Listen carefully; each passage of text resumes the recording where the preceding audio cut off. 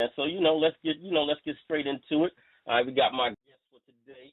All right, Little Flip is in the building, hanging out with us in the Dirty Basement. You know what I'm saying? Real heavy artist. I know a lot of y'all, or all of y'all, should be definitely familiar with the brother. He's been putting out hot joints for a number of years. Platinum selling artist. You know what I'm saying? But let's get back into the whole history, and I guess at the same time, I guess it'll be a lot of the history of the Texas artist too.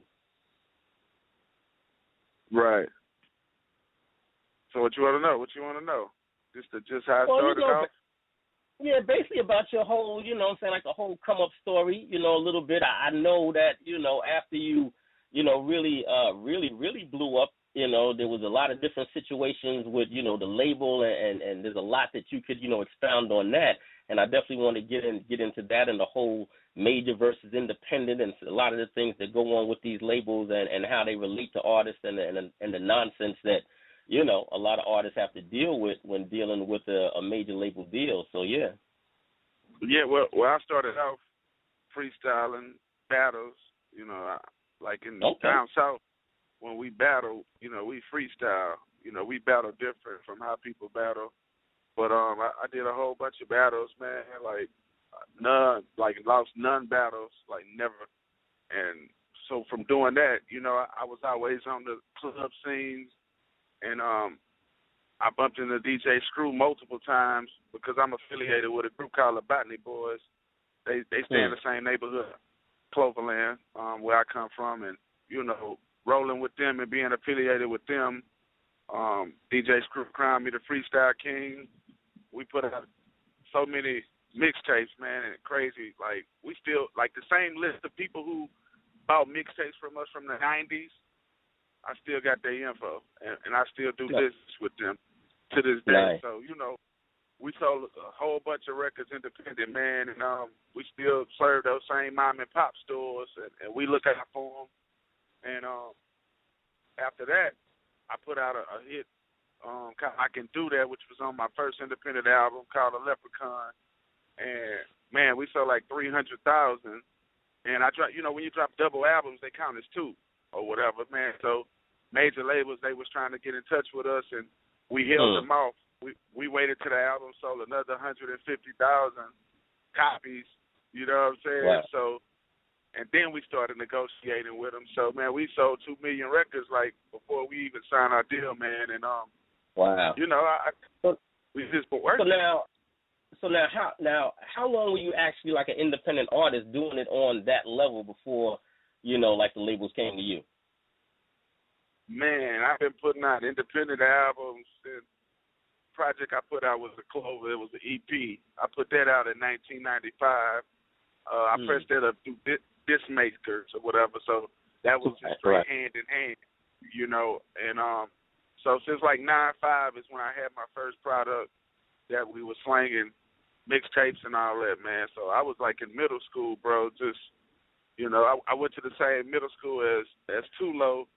And for a lot of people that don't know Tulo, he used to rap with Scarface. He had that song called The Funky Little Brother or The Funky Little Nigga, That was on one of Scarface albums, man. And so, we started very young, man, doing concerts, being in the club at the age of 11, 12. Traveling, seeing the world. Yeah, right. I feel that. You know what I'm saying? A lot of cats from that era started young. You know what I'm saying?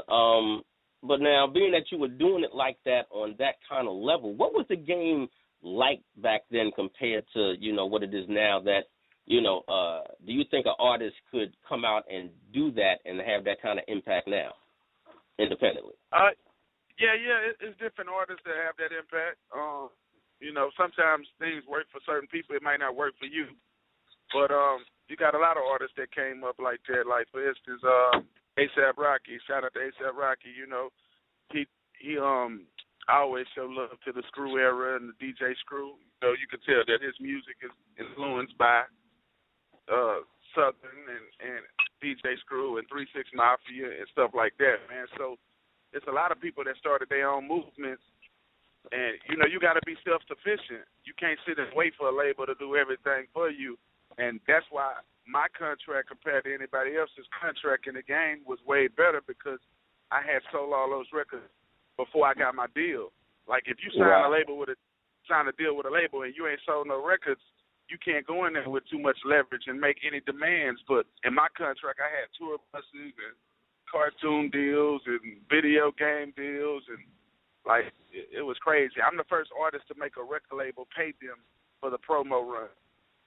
You know, most labels when you sign your deal and they send you on your promo run, you know, they'll give you like a little per diem and give you a bus and all that, but they don't pay you. They want you to do that for free. And you know, I made them pay me. Y'all want me to go on the road for 30 days? Well, I need $35,000. That's some real. Yeah.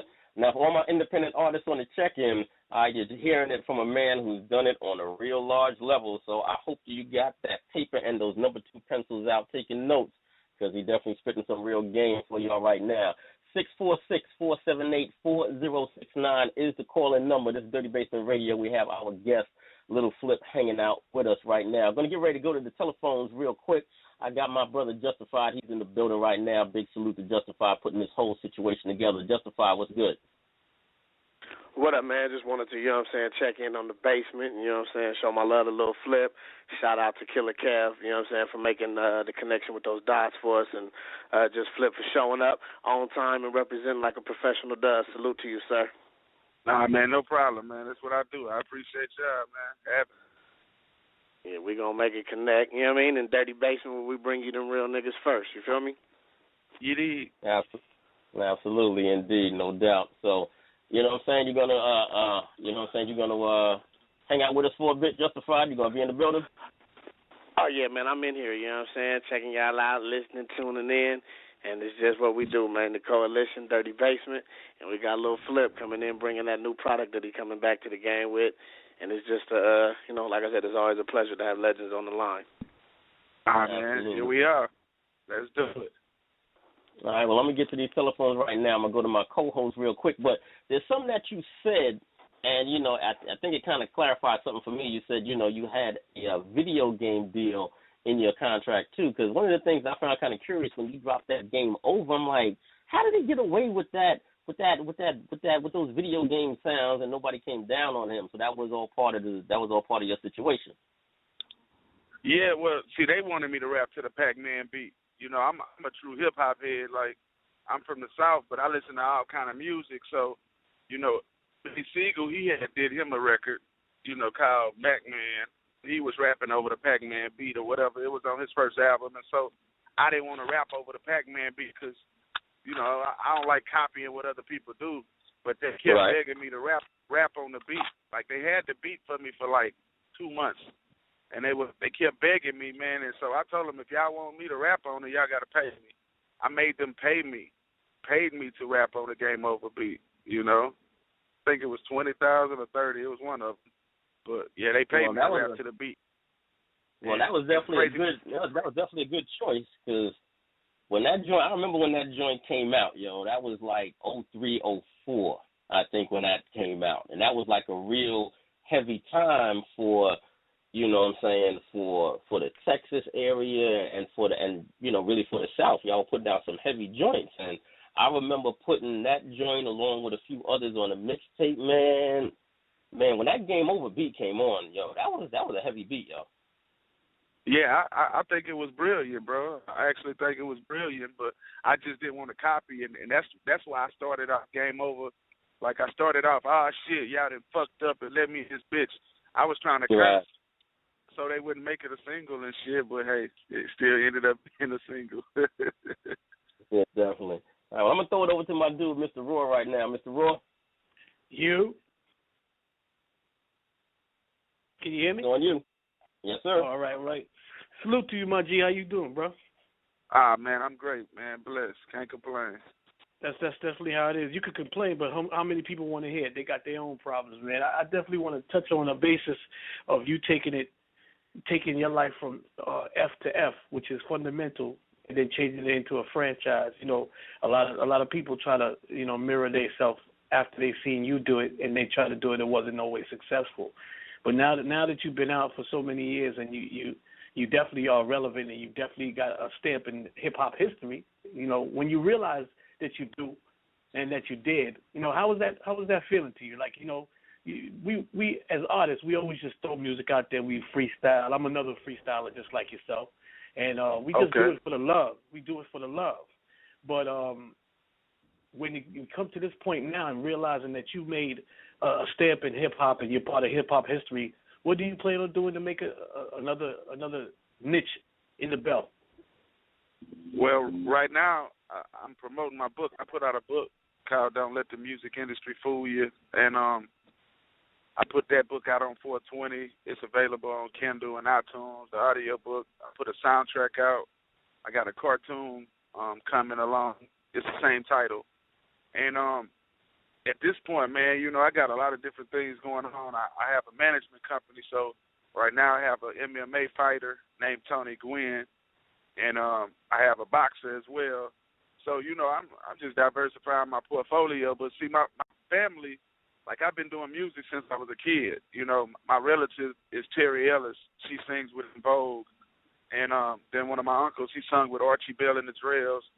Those were one of the first groups to get a gold record, you know. So I've been having music, you know, in my household since I was little. You know, I play the drums, I play the piano, I mix my own music, direct my own videos, edit my own videos. I own a tattoo shop. I still own my own liquor. I'm about to come out with a champagne.